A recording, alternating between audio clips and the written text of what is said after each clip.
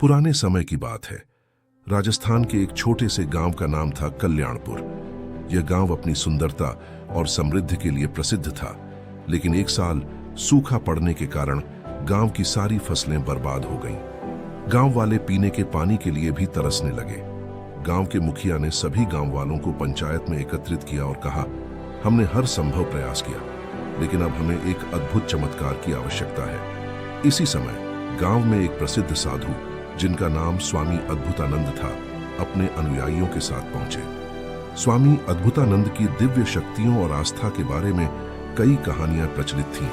गांव वालों ने उनसे मदद की गुहार लगाई। स्वामी अद्भुतानंद ने गांव वालों की स्थिति को ध्यान से सुना और उन्हें आश्वासन दिया, आप सब चिंता न करें, हमें भगवान पर भरोसा रखना चाहिए। मैं एक विशेष अनुष्ठान करूंगा और भगवान से वर्षा की प्रार्थना करूंगा। स्वामी अद्भुतानंद ने अपने अनुयायियों के साथ मिलकर अनुष्ठान की तैयारी शुरू की। उन्होंने गांव के बीचों बीच एक बड़ा मंच बनाया और वहां सभी गांव वालों को एकत्रित किया। स्वामी अद्भुतानंद ने कहा, हम सभी को मिलकर भगवान की आराधना करनी होगी। हमें अपनी पूरी आस्था और विश्वास के साथ यह अनुष्ठान करना होगा। अनुष्ठान के दिन स्वामी अद्भुतानंद ने गांव वालों से कहा, आज हम भगवान इंद्रदेव की आराधना करेंगे। मैं नृत्य करूंगा और आप सब मेरी आराधना में शामिल होंगे। अपनी आस्था और विश्वास के साथ प्रार्थना करें। स्वामी अद्भुतानंद ने भगवान इंद्रदेव का आह्वान करते हुए नृत्य शुरू किया। उनका नृत्य अद्भुत और मंत्रमुग्ध कर देने वाला था। उनके हर कदम में आस्था और विश्वास झलक रहा था। गांव वाले भी अपनी पूरी आस्था के साथ प्रार्थना करने लगे। जैसे जैसे स्वामी अद्भुतानंद का नृत्य कुछ घंटों तक लगातार जारी रहा, आकाश में बादल घिरने लगे। गांव वाले आश्चर्यचकित होकर देख रहे थे। धीरे धीरे आसमान में बादल गरजने की आवाज सुनाई देने लगी और बिजली चमकने लगी। कुछ ही देर में बूंदें बरसने लगी और तेज बारिश शुरू हो गई। गांव वाले अपनी खुशी को रोक नहीं पाए।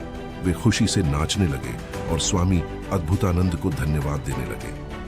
पानी से खेतों में हरियाली लौट आई और गांव फिर से खुशहाल हो गया। इसलिए गांव वालों को जब भी बारिश की जरूरत होती थी तो वह लोग स्वामी अद्भुतानंद के पास जाते और उनसे रिक्वेस्ट करते कि वह नाचे। जब वह नाचने लगते तो बारिश जरूर होती। कुछ दिनों बाद 4 लड़के शहर से गांव में घूमने आए। जब उन्हें बात मालूम हुई कि स्वामी अद्भुतानंद के नाचने से बारिश होती है तो उन्हें इस बात पर यकीन ही नहीं हुआ। शहर के पढ़े लिखे उन बच्चों के दिमाग में घमंड था। उन्होंने गांव वालों को चुनौती दे दी कि हम भी नाचेंगे तो बारिश होगी, और अगर हमारे नाचने से नहीं हुई तो इस स्वामी अद्भुतानंद के नाचने से भी नहीं होगी। अगले दिन सुबह सुबह ही गांव वाले उन लड़कों को लेकर साधु की कुटिया पर पहुंचे। कुटिया पर पहुंचकर साधु को सारी बात बताई। फिर लड़कों ने नाचना शुरू किया। आधा घंटा बीत गया। पहला लड़का थक गया, बादल नहीं दिखे। कुछ देर तक दूसरा वाला नाचता रहा, फिर वह भी थक गया और बैठ गया। ऐसे ही करते करते तीसरा लड़का नाचने लगा, फिर वह भी थक गया। धीरे धीरे सारे लड़के थक गए और बैठ गए और बारिश नहीं हुई। अब साधु की बारी थी। उसने नाचना शुरू किया। 1 घंटा बीता, बारिश नहीं हुई। 2 घंटे बीते, बारिश नहीं हुई। लेकिन साधु बाबा तो रुकने का नाम ही नहीं ले रहे थे। धीरे धीरे शाम ढलने लगी। तभी बादलों की गड़गड़ाहट सुनाई दी और जोरों से बारिश होने लगी। लड़के यह देखकर बहुत हैरान हुए और तुरंत उन्होंने साधु बाबा के पैर पकड़ लिए और उनसे माफी मांगी और पूछा, बाबा, ऐसा क्यों हुआ कि हमारे नाचने से बारिश नहीं हुई और आपके नाचने से हो गई? साधु बाबा ने जवाब दिया, जब मैं नाचता हूं तो 2 बातों का ख्याल रखता हूं। पहली बात, मैं यह सोचता हूं कि अगर मैं नाचूंगा तो बारिश को होना ही पड़ेगा, और दूसरी यह बात कि तब तक मैं नाचूंगा जब तक कि बारिश ना हो जाए। ये कहानी हमें विश्वास के साथ कोशिश के महत्व के बारे में भी बताती है कि हमें तब तक कोशिश करनी चाहिए जब तक कि सफलता न मिल जाए, और अपनी कोशिश पर विश्वास रखना चाहिए कि हमें सफलता जरूर मिलेगी।